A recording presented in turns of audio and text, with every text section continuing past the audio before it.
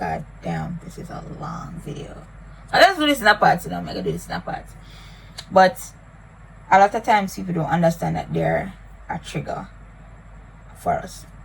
Yeah, and I'm going to get into that for a little bit.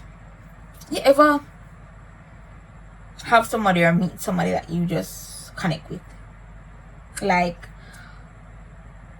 you can't just, they're running. It not enough to be a person, it can be a puppy. You're connecting with them.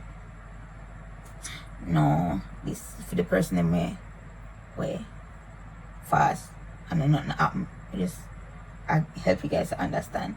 Come on, I have some friend way. Anyways, moving on. You want to meet somebody we connect with, and it's like, you not even have to talk in the space. When you just can sit down. And you probably not even have to face each other. You can just be in a one space and you feel safe. Like, I don't know, if you could seep into the person and become a part of them, you probably would. Them just make you feel great. I'll probably make you have an idea of what happiness is or whatever. I don't know. What people don't understand is we can love you to death. I can love you so much, but you can be a trigger. A lot of people don't know this, and this is why some of us, like myself, I'll push you away if it is that I'm trying to get you to understand that I can't be around you, or I will push you away. I'll push you away, or I'll just take away myself. Yeah. And I realize that I tend to do that as something that I have to work on, because pretty much I'm just by myself, and when I'm by myself I'm left alone with my thoughts, which is not good. But at the same time, me pushing you away, here's the paradox. So me pushing you away is probably because I care about you. If I feel like you can't handle me when I'm depressed, I'm going to push you away. If I feel like you belittle my experiences, I'm going to push you away. I'm going to just take away myself. Yeah. So sometimes when you are depressed or you are going through something, you'll end up alone. Do you want to be alone? No. But is being alone like a logical thing for you to process whatever it is that you have to deal with? Yes. So I think when you are around a depressive person, you have to be mindful of that if you're a trigger. The next thing is with people and depression is that a lot of y'all don't know that y'all have friends and family members that are severely depressed. They're this close to probably doing the worst thing that you can imagine to themselves. But somehow, like even the parents, the signs are there. When you just focus on the dirty plate when I sink. When you just focus on the bed when I spread.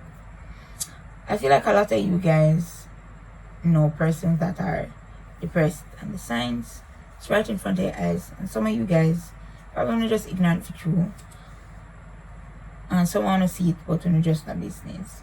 Yeah. Now, if you have like a child who's normally a neat freak, but all of a sudden them not spread them bed, them not eat properly, I mean, their space is just dirty, wouldn't you try to figure out why that is the case? That's what I don't understand about people. If you have a girlfriend that usually, I don't know, probably always I do up her nails, I do her makeup, but all of a sudden, girl just no business. Girl just carry herself anyway. Before you belittle the person, try to figure it out. And next thing though, that is probably going to be a trigger for some people. A lot of y'all have friends that are probably suicidal, and they will never ever confide in you. Because why? They listen. So something that I had to probably shed growing up is that listening thing.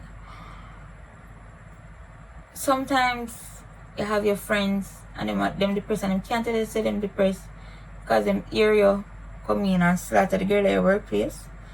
The girl ain't no much chat so much, man. If I have man problem, you know them people are just draining. Why would I want to be our friend? Your very friend is going through something they can't tell you because they're listening to you.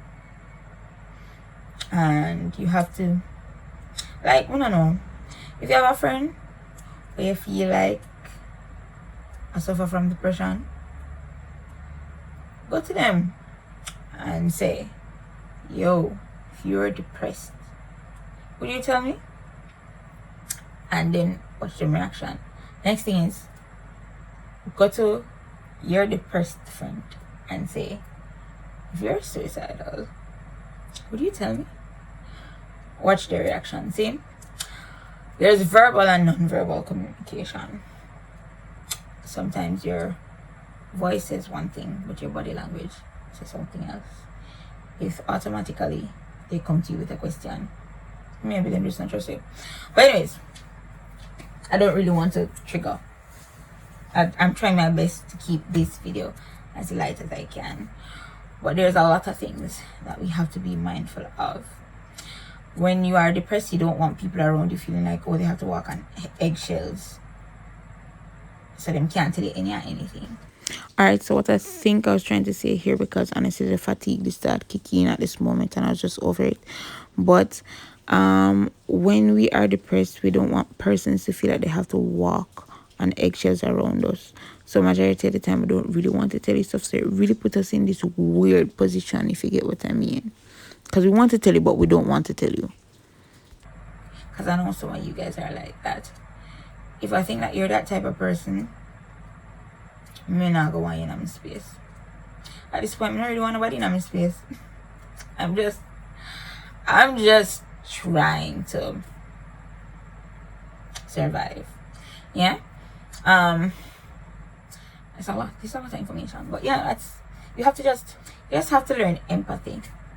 This is a segment on how to deal with persons that are depressed. Learning empathy is one thing. A lot of us tend to go for sympathy and not empathy. Sympathy is, oh, Papa, sorry I got through that. Whatever. No. You poor thing. No. Don't do it. Me poor thing. To your, you know what? So not. Empathy is trying to put yourself in the person's shoe and just trying to have a better understanding of it. And if you don't know what to do in that moment, then ask them. I have a rule with my students, or I have a thing with my students that I did, or even my friends. I'll give you options. Whenever you're going through something, I'll probably say to you something like, do you want to talk about it? Do you want to be distracted from it? Would you like me to be silent? Would you like your space? Things like that. So you give them options. You want to talk about it? Alright, we'll talk about it. I'm not going to give you no advice because I'm not a professional. But I listen. And if it is that I can, tell you my experience without trying to belittle yours or focus on myself, then I will. One of the main reasons why I don't talk to people when I'm depressed is because a lot of y'all take it personal. Like, I can go through WhatsApp right now and look at the amount of message where I want to do you. One brother where, he was my brethren. I never like my friend. By the way, I put people in categories. He was my brethren. I never my friend. And I remember him messaging me like, oh, I can't see nothing from you, so that means you block me. And he took it very, very personal. And then I blocked him in a real life. Because I said, brother, how did you get here? How did you get here? How you get there? I can go in my WhatsApp right now and I see persons, oh, say, stop talking to me, what me do, why you move so? One day somebody asked me why I thought it was okay to just, or it was necessary to just take myself away from a space when I'm depressed. And honestly, if I never cared or loved her, that girl, I love her like a sister, if I never care for her certain ways, that girl want map, you see, until I will forgo. With that, we all have our own coping mechanism. That is mine. And when somebody says that to me, I find it very insensitive. So you have to be mindful of the things that you say. Not walking on eggshell. But the audacity to ask me why me feel like, say, me have to take away myself from my space. Because that is how I survive. That's how me deal with it. That's how I deal with it. That's how I cope. You, when you're depressed, you do something else. You probably run go to people. I don't. Because when you run go to people, them run off their mouth. And they say you want attention. Them tell you one bag of things. They will use your depression to weaponize you. And once I realize that you do that, we're going to have a problem. And I even saw bits and pieces of someone doing it the other day. They weaponized that thing against me. And I'm like, alright, yeah man, I've cut you off, sir. Brother, no. I may not have done it immediately, but I watch how you react. Like somebody's like, oh, okay, you're always a victim. I want somebody to believe in accountability. I always own up. Always own up. Am I wrong? I'm wrong. And the person's like, oh, okay, you're always a victim. Huh? Based on the context, how this struck you in? I was like, yes, sorry, I tend to do that sometimes. And this part may be a little bit confusing. He said something and my response was, oh, I'm sorry, I tend to do that sometimes. And he's like, oh, you're always a victim. Okay, you're always a victim. What is it, sir? I don't need to talk to you. I don't need to confide in you. Some of you guys, like me say, I don't trust y'all. And you just have to respect that. Just try to respect it. People that are going through things. Yeah. No. Things that you can possibly do to help your depression. This is different for everybody. Right now, me, I try to figure out what I need to do to get out of mine. And it's probably trying to distract myself, you know? Currently, I'm fully isolated and just not talking to anybody and being on social media. Find things that you value. Try to remember why you value them. Like for me, once upon a time, music used to work. Music doesn't work anymore. I was told that writing really helps. It does help. Writing is cathartic. It's probably better than speaking, yeah? But I think you can try writing. Writing on how you truly feel. One of my brethren suggested this the other day. And it's something that I've been, like, that has been recommended over the years. Writing down how you truly feel. Being present. You have to be honest with yourself. So like me, right now, I know that I'm depressed. I know my triggers. Get to know yourself. So write down what you feel. If you're disappointed in yourself in that moment, write it down. And try to forgive yourself. Try to be as gentle as you can with yourself. That's something that I need to learn. I don't know how to forgive. When I forgive people, I'm also learning how to forgive myself. They say that being present is how you will overcome depression, because being anxious is you being in the future. You're thinking about what's to come, while being depressed is you holding on to your past. Can you imagine upwards of them there and then topes of PTSD on top of that? Yeah, so try to think about what is happening around you. Yeah, for those persons who probably have friends that panic, so this is what I do, because I have certain friends who will call me whenever they have a panic attack. It's Crystal them call. If you are the friend beyond that is on standby, I would suggest that when you're around somebody that is experiencing a panic attack, that you try to get them to focus on things in their environment. So like I say things like, hey girl, what's up? And you can't panic as well. So whenever my friends that are panicking call me, I have to be calm. Hey girl, what's up? Yeah, alright, okay, you're gonna be fine. Where are you? Okay, what are you wearing? What color is it? Okay, what's in your environment? A chair? Describe the chair to me. Alright, in your room? What colors are the curtains? What's on your dresser? How many things? Etc. etc. etc. That will help to keep them grounded. Do I do this for myself? Yes, I do. So whenever I'm having a panic attack, I will just look and I'll just do a mental recollection of the things in my surrounding and I'll start counting them.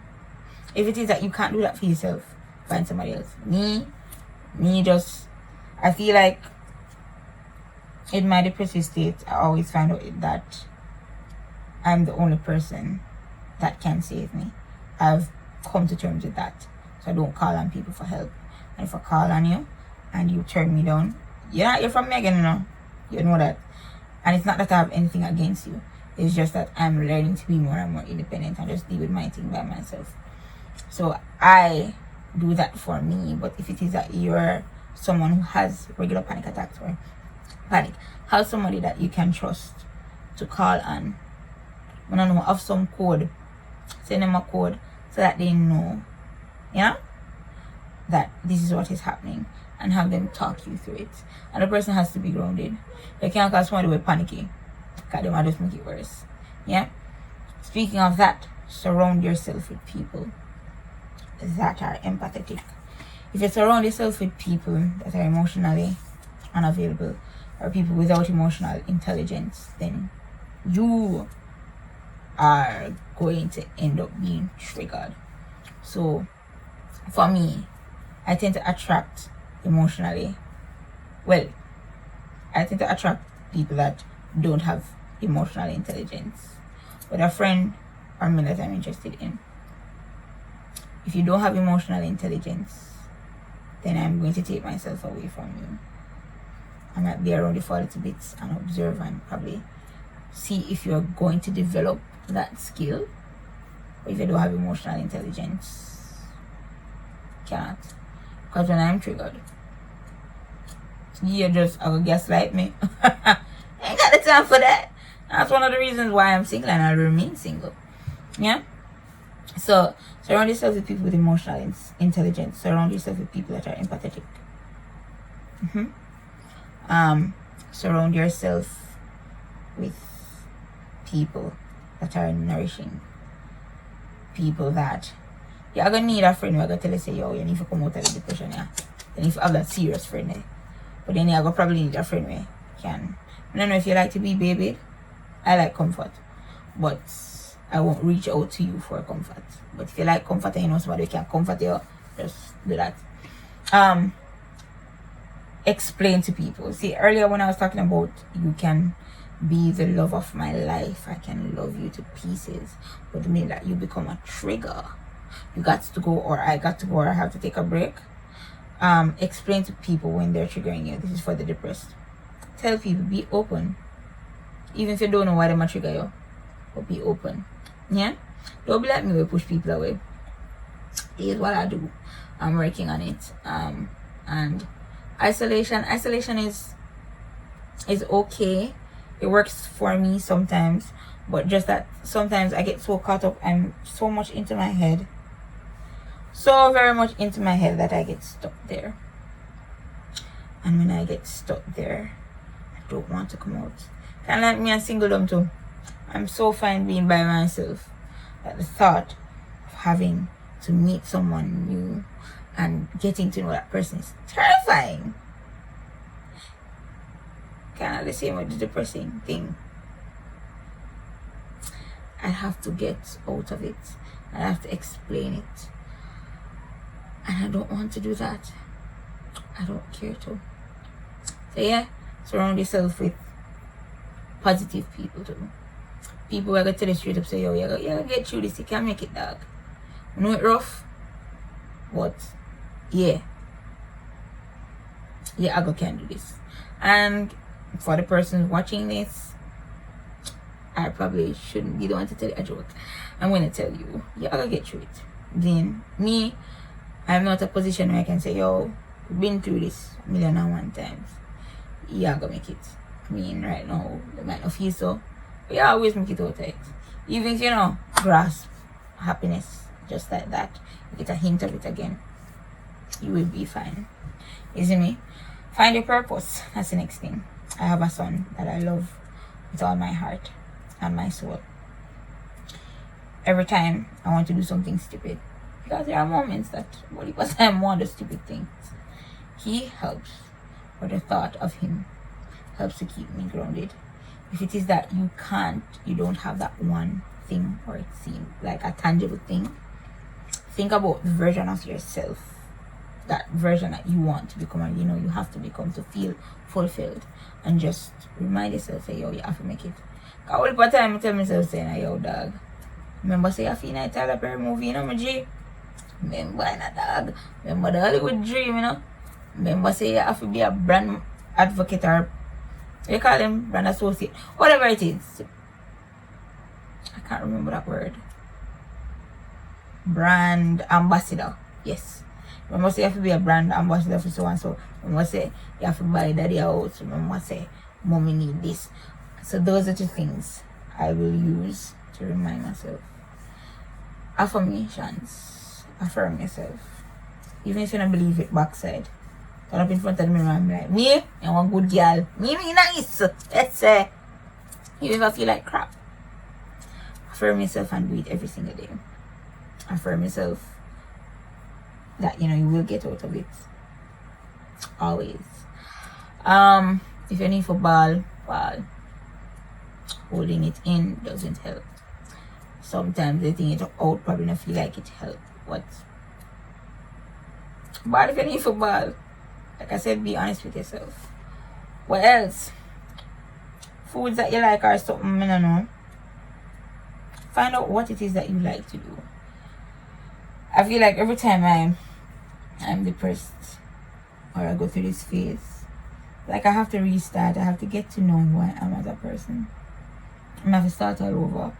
And funny enough, because I do lose my memory.